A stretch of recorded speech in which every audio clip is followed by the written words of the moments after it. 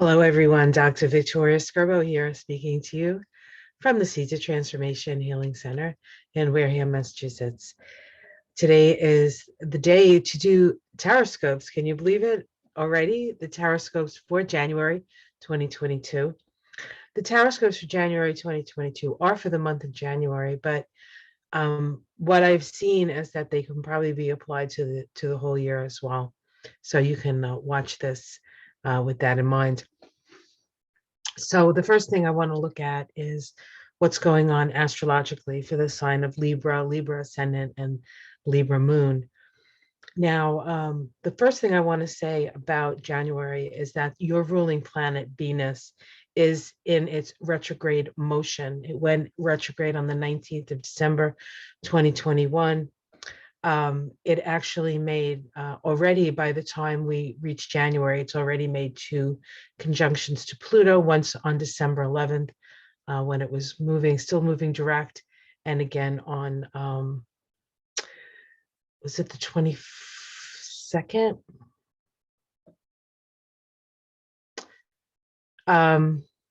Sorry, I think it was the 22nd.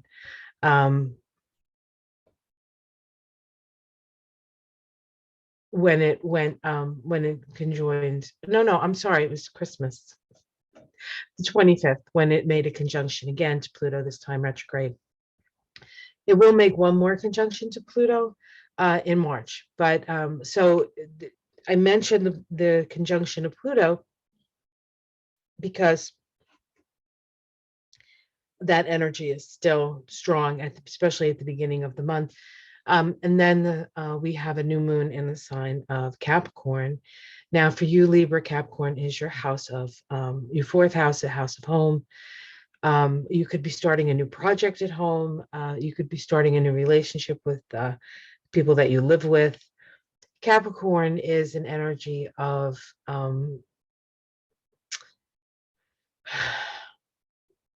social expectation. So generally, when you have a Libra ascendant, you come from a place originally, your family stuff is very often very socially aware. Either you're aware that everything has to be a certain way, acceptable to society, or you realize that your family's completely not like that at all. But that new moon does bode for new projects at home. And Capricorn is a building energy to a certain extent. It's an earth sign. It's about building things that have a long-standing value. And so you might find yourself improving upon your home by starting a project where you actually build something. We also have a conjunction of the sun to Venus. Venus as your ruling planet. This is important. When the sun is conjunct Venus retrograde, it means that Venus is as close to the Earth as it's going to be through the retrograde cycle. It also is an opportunity to sort of shed light on some of the deeper explorations of Venus in Capricorn. Venus in Capricorn, and Venus is in Capricorn for 4 months, I believe, from November to March. Yeah, from November to, I think, the beginning of March. And because of that, she's spending a lot of time in that fourth house, reconsidering, reevaluating. So you could be reevaluating your family, your relationships to your family, because Venus is a relationship archetype, as you well know, Libra, because you are ruled by Venus, and Libra is known as the sign of relationships, how we learn to be in them, sometimes a little bit more successfully than others. But as one of my teachers once said, first you find out what love isn't before you find out what love is. So there can be a lot of trial and error when it comes to love and Venus and Libra. We also have a full moon in the sign of Cancer. That full moon, the sun of that full moon, and of course the sun is always opposite the moon in a full moon, is in a very close conjunction to Pluto. So there is an illumination around what needs to change. And that includes at home and out into the world, because the moon will be full in your 10th house. Let's see, I think we also have a lovely Venus aspect. Yes, on the 5th, we have a beautiful supportive connection between Venus and Neptune. It's a sextile, it's an opportunity for us to move in a more progressive direction. And of course, Venus and Neptune always bring up, especially when they're harmonious, will always bring up our compassion and our compassion for our fellow man. With Venus in Capricorn, the question can be, how can the government, because Capricorn rules government, support the needs of the people? So, and of course, we know we're going to have that conversation, at least here in the US and probably everywhere, because people need a lot of help right now because of COVID and because of financial constraints that people have, and because of the general chaotic and disruptive energies occurring in even the most stable of governments, not to mention many of the unstable governments are just, still unstable, and people are suffering unneeded because people are not being cooperative, or people just can't get governments can't get their shit together, quite frankly. Okay, we have a Mercury retrograde this month for you. Well, for everybody. It starts in Aquarius, and then it shifts at the end of it. It goes into Capricorn, dips into Capricorn, and then goes direct at the beginning of February. The Venus retrograde actually goes direct on the 29th of January. So for all intents and purposes, your ruling planet is moving backwards. It's kind of an interesting way to start your year. But that is what's happening. Okay, Mercury goes retrograde on the 14th in Aquarius. For you, Libra, Aquarius is your house of luck, your house of children. There could be some misunderstandings with children, and your house of romance. So there can be some misunderstandings there as well. We just need to attend to those, before they grow into something bigger. Mars starts the month in Sagittarius. For you, Sagittarius is in your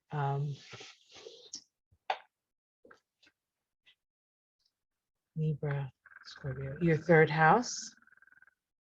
But there's a lot of activity in your house of mind.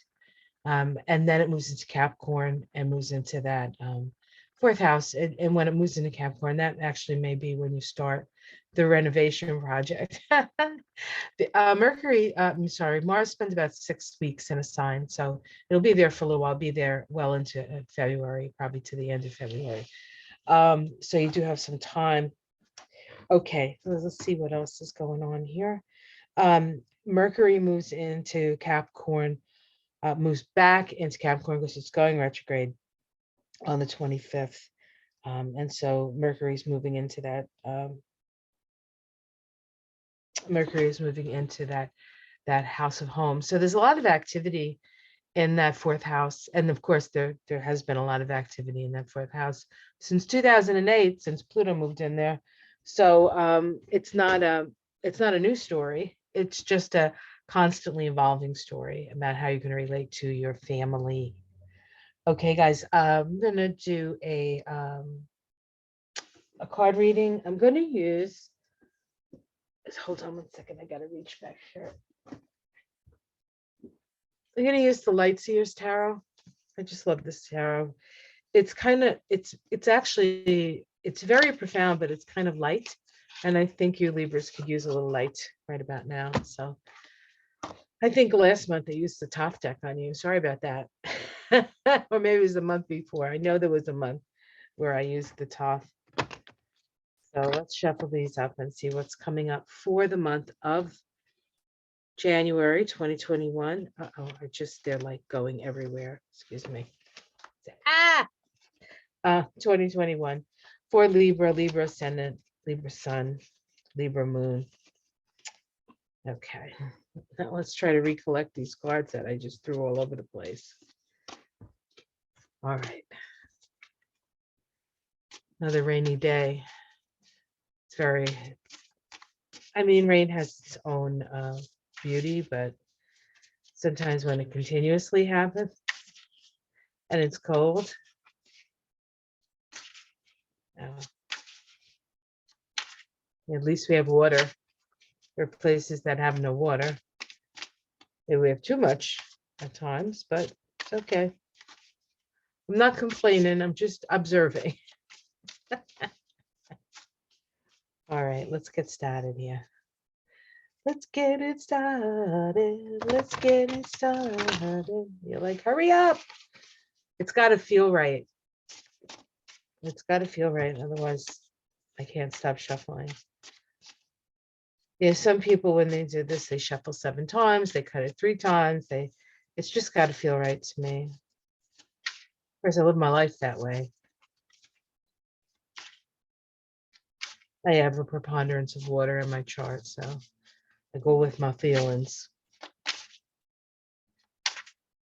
Okay. I think we're good. Let's just cut it. All right, what's up for Libra? Libra. Okay, well, we start with an ending. Start at the very ending. No, the 10 of Swords. So there's something in your life that you are saying goodbye to. There is a something that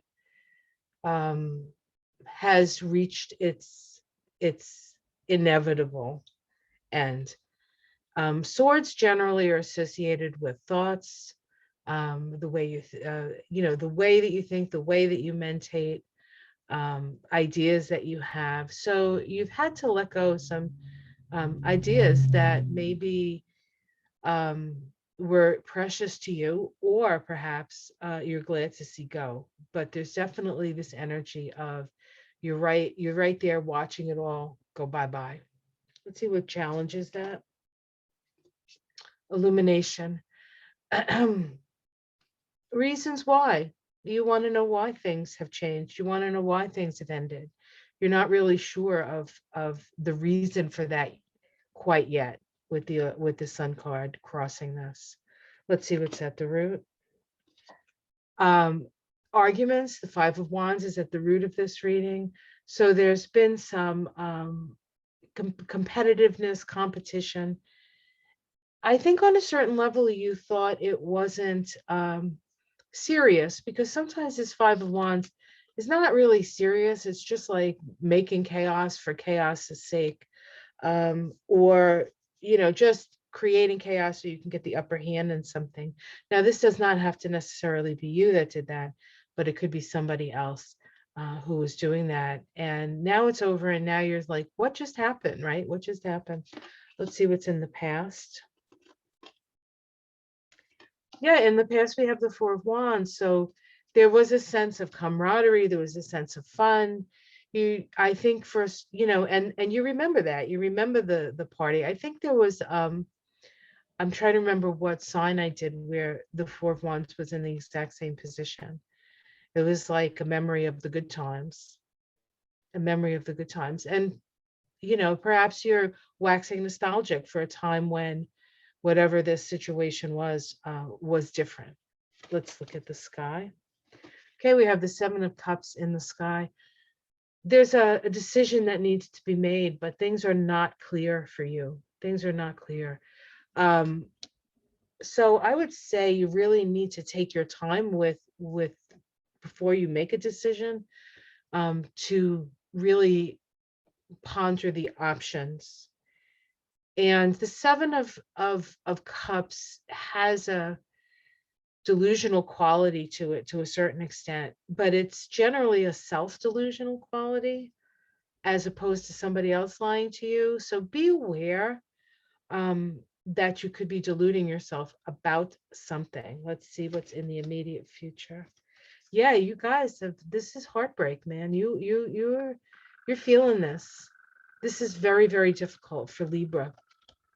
But I'll tell you, The Three of Swords, while we see this person like crying in agony, it's usually due to heartbreak. It's usually due to another person stepping into a situation and disrupting a relationship. But excuse me, as you come to understand it, like the pain is immediate right now, and I think that's the energy and what you're dealing with at this time. But when you do finally get to the other side of this, you'll realize that whatever this loss is about is really an ability to free you from a situation that you no longer needed to be in. And even if it was a good situation, even if you felt like it was a good situation, and like I was doing fine with that, that was fine. There might have been subtleties that you were kidding yourself about. So um, grieve your losses and feel the grief and grieve the grief, I guess. But know ultimately on the other side of this, you will be freer. And if you allow to love again, a broken heart will hold more love. It brings a certain amount of compassion. It can bring cynicism, so you do have to watch for that. How it's seen from the outside, the Queen of Pentacles. People see you as quite powerful, quite, I don't want to say in control of yourself, but in charge of your life. And you may feel like you're not. You may feel like the whole world is falling apart, but the people around you definitely see your strength. We have your domestic situation, the Two of Swords. You can't see where you're going here. This card is oftentimes being at a crossroads, not being able to make a direction. But in this card, it's more about sort of being tied up by things and not seeing what's coming at you, and just kind of being a little bit blind to a situation. Hopes and fears. We have the Judgment card. The Judgment card. It's possible you fear being judged, maybe being judged as oh, what's the word I'm looking for?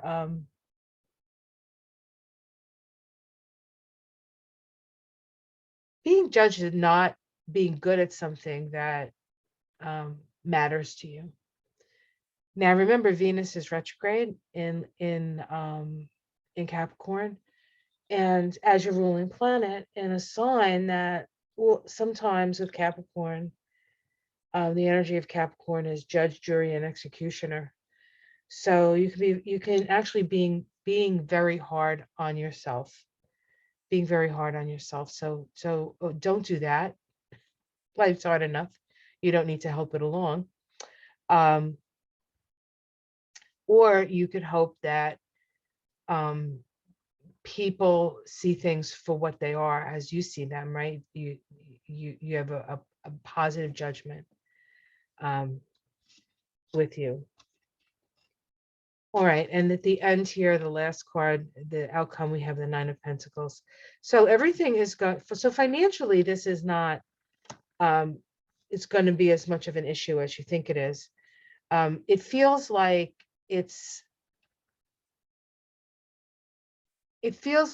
you had a certain perspective, a certain idea about how things were going to pan out, and they didn't. And it's disrupting your mind when it comes to the suffering is happening in your mind. The suffering is the death of the dream.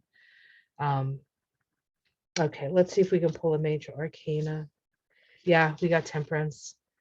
So there is a healing. There's healing available for this, and Balance, the healing angel, who happens to be quite cute, if you don't mind me saying, is coming up with that Nine of Pentacles.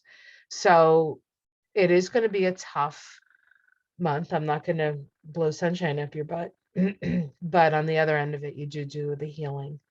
So just process what you need to process. Know that you're financially going to be just fine.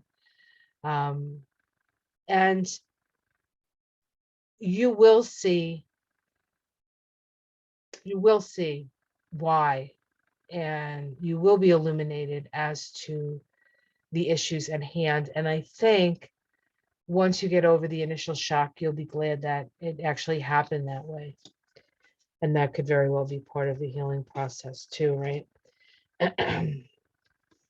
Underneath it, we have the Page of Swords. This is an energy of let's see, this one's walking a tightrope with all these ideas and such. You may hear something.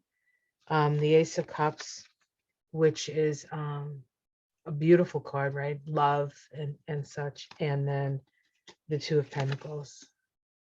And then I'm going to pick one more because I can, and I'm in charge. Justice. So things will, whatever this is, it was a necessary balancing of the scales.